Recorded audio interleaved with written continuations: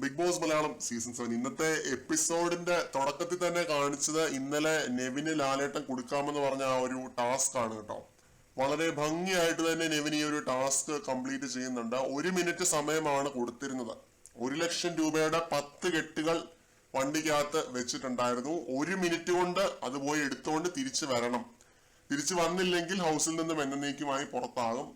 പൈസ എടുക്കാതെ വന്നാൽ തിരിച്ച് ഹൗസിൽ തുടരാം. പൈസ എടുത്ത് തിരിച്ചു വരികയാണെങ്കിൽ പൈസയും ലഭിക്കും, ഹൗസിൽ കണ്ടിന്യൂ ചെയ്യാനും പറ്റും. ഇതാണ് ടാസ്ക്. അപ്പൊ നെവിൻ ഓടിപ്പോയി എനിക്കൊന്ന് 10 സെക്കൻഡ് ബാക്കിയുള്ളപ്പോൾ തന്നെ തിരിച്ചു വന്നു. പണിപ്പുരയൊക്കെ ചെയ്തവർക്കൊക്കെ ഭയങ്കര എക്സ്പീരിയൻസ് ആണ്, നെവിനാണെങ്കിലും അക്ബറിനാണെങ്കിലും ഒക്കെ. നെവിൻ 50,000 രൂപയാണ് കൊണ്ടുവന്നത്. 5 കെട്ടുകളാണ് നെവിൻ കൊണ്ടുവന്നത്. നെവിൻ കൊണ്ടുവന്നിട്ട് പിന്നെ ലാലേട്ടൻ ചോദിക്കുന്നുണ്ട് ഹാപ്പി ആണോ എന്നുള്ള രീതിയിലൊക്കെ ചോദിക്കുന്നുണ്ട്. പിന്നെ എല്ലാവരുടെ അടുത്തുമായിട്ട് പറയുന്നുണ്ട് നെവിൻ എന്തെങ്കിലും എമൗണ്ട് കൊടുക്കാൻ ആഗ്രഹമുള്ളവർക്ക് കൊടുക്കാം. അപ്പോ നെവിന് അനീഷ് 5,000 രൂപ കൊടുക്കുന്നുണ്ട്. പിന്നെ ഷാനവാസ് 4,000 രൂപ കൊടുക്കുന്നുണ്ട്. അവർക്ക് 14,000 15,000 ഒക്കെ വെച്ച് കിട്ടിയിട്ടുണ്ടായിരുന്നുള്ളൂ. 10,000 അവരെടുത്തിട്ട് ബാക്കി എമൗണ്ട് ആണ് കൊടുക്കുന്നത് കേട്ടോ, ഷാനവാസ് അനീഷും ഒക്കെ. പിന്നെ നൂറ 3.5 ലക്ഷം രൂപ കിട്ടിയ ആ കൂട്ടത്തിലെ പണക്കാരിയാണ്. അപ്പൊ നൂറ 50,000 രൂപ കൊടുക്കുന്നുണ്ട് on behalf of Adil and Noora. രണ്ടുപേരുടെയും ഒരു അക്കൗണ്ടിൽ നിന്നും 50,000 രൂപ നെവിന് കൊടുക്കുന്നുണ്ട്. പിന്നെ അനുമോള് 10,000 രൂപ കൊടുക്കുന്നുണ്ട്. അതേപോലെ അക്ബർ 50,000 കുറയാത്ത എമൗണ്ട് കൊടുക്കും എന്ന് പറയുന്നുണ്ട്. എല്ലാവരും ഓരോ എമൗണ്ട് ഓഫ് ചെയ്യുന്നുണ്ട് കേട്ടോ. ഇത് ലാലേട്ടൻ തന്നെ പറയുന്നുണ്ട് ഇത് എത്ര എമൗണ്ട് കൊടുക്കുന്നു അതിലൊന്നും അല്ല കാര്യം, എല്ലാവരും കാണണം, പ്രേക്ഷകർ കാണണം, നിങ്ങളുടെ ഹാർമണി കാണണം എന്നാണ് ലാലേട്ടൻ പറയുന്നത്.